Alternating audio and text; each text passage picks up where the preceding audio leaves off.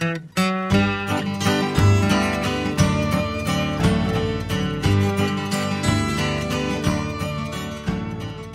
we just got done with our 5th annual community night.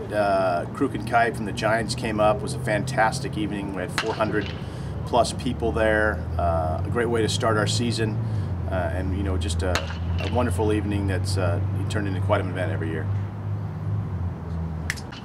This year's schedule is is going to be challenging once again. We like to play a good non-conference schedule, and first 5 games against Pac-12 teams, open against Cal, went to the College World Series last year, and then we have Stanford preseason number 2 on Tuesday, and then followed by Oregon State on Thursday as the first part of the University of San Diego's tournament. So it should be quite a schedule. Going back to Kansas State, who's been very good the last few years. Have Creighton coming in, which is great, and Brown, and go up to Gonzaga. So our non-conference schedule is going to be a good test for us as we move into the Big West Conference this year, which is going to be as tough as ever. This year's conference schedule, obviously, Cal State Fullerton is a perennial favorite. UC Irvine, very good team.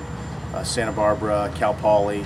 We host Fullerton this year up here. So it's going to be a challenge for us, and we're looking forward to it. I like this group, and they're ready to go. We're excited about some of our new renovations we got at Klein Family Field. The concession stand restrooms are built. No longer have to go over to Spanos Center. We got the Food for Less food stop. We got the Rancho San Miguel Roundup. I'm sitting here currently in the new Duraflame hotspot next to the fireplace. It's a great place to watch the ball game, and so we're finally happy that we got some of these things done and move forward with the next phase. Well, starting with the pitching, we have a number of new faces. We returned 0 starters from last year. Travis Lumby will pitch on Friday night, Michael Hager Saturday, and John Haberman Sunday, at least as the first weekend goes. We're going to do a little tandem starting rotation, which will flip-flop the starters every other week, more of a team concept, and we're excited about that. Kyle Crawford, another local product, we'll see some time as a starter. Michael Benson out of Arizona will get some time, and so it's really going to be that's kind of a unique group. I think we're an improved pitching staff.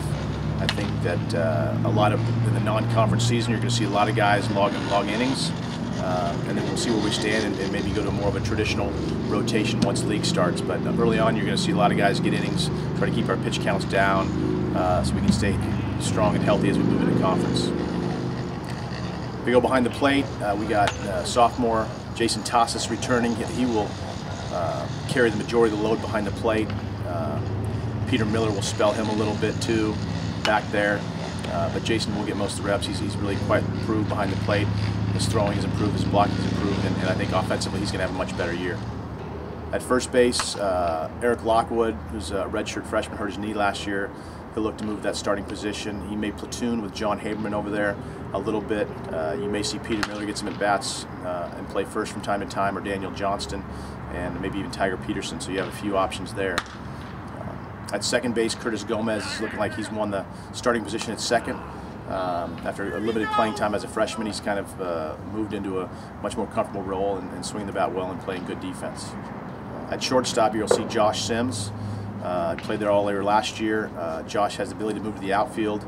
If he does do that, you'll see Garrett Borbich short, but I think as we start the season, you're going to see Josh Sims as the everyday shortstop, with maybe Borba getting in there some games at second, short, and possibly third. At third base, we return Dustin Chorchio, our MVP from last year, the Big West batting title winner from last year, and he's kind of the veteran, solid guy, even though he is only a junior.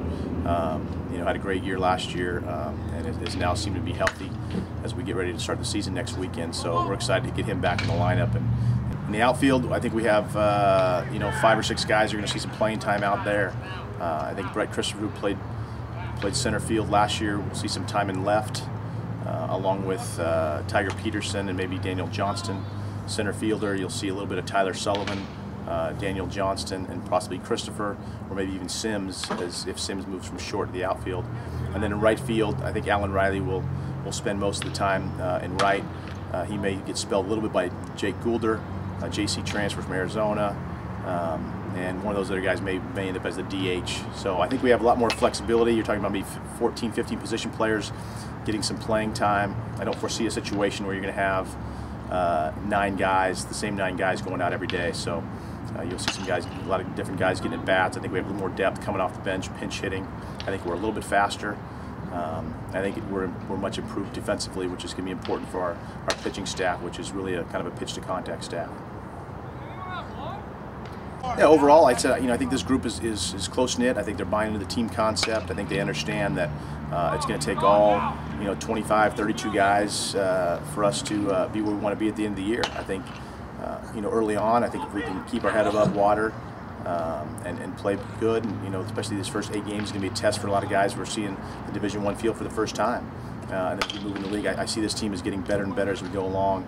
But for the most part, I don't think I've had a team that's closer and had a more depth than this team. We may not have the superstars that we've had in the past with the Longmires and the Walkers and guys where you have 5 or 6 guys get drafted, but I think overall we have a much higher level of ability across the board.